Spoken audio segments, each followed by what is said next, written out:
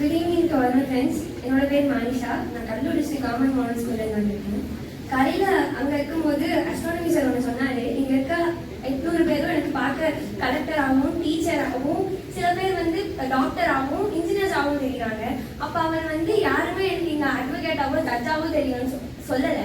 அப்ப எனக்கு கொஞ்சம் ஃபீலிங்கா இருந்துச்சு. பிகாஸ் என்னோட ஆம்பிஷன் இந்தியாவோட சிஜே ஆகணும் அப்படின்ட்டு, சீஃப் ஜஸ்டிஸ் ஆஃப் இந்தியா. அதுக்காக நான் 6th ஸ்டாண்டர்ட்ல இருந்து இப்போ வரைக்கும் படிச்சுட்டு இருக்கேன். அதுக்காக ராணிப்பேட்டை நாங்கள் டிசம்பர் மேம் எழுதுறீங்க. Okay super.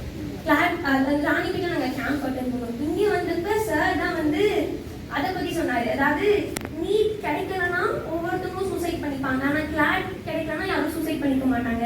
ஏன்னா லாயர்ஸ்க்கு they have that will power. Like என்னால் முடியும், எவ்வளோ தோல்வி, இப்போ நிறைய கேஸ் 1000 கேஸ் பார்க்கணும், அந்த 800 கேஸ் பார்க்கணும்னா ஒன்றும் பிரச்சனை இல்லை. அடுத்து அதுல இருந்து கற்றுக்கிட்டு அடுத்து எப்படி ஜெயிக்கலாம்னு தான் பார்க்கணும் அப்படின்னு சார் சொன்ன ஒரு விஷயம் அது ரொம்ப ஆழமாக பதிஞ்சிருச்சு.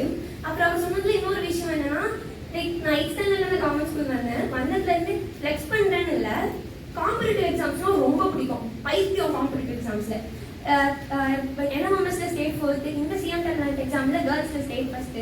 தமிழ் வராது, இருந்தாலும் முக்கிய தமிழ் எப்படி தமிழ் திறனில பாஸ் பண்ணிட்டேன்.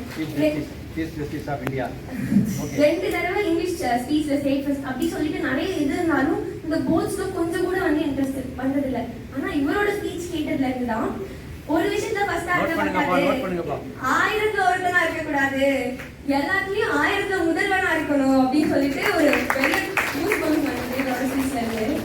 So thank you sir. அண்ட்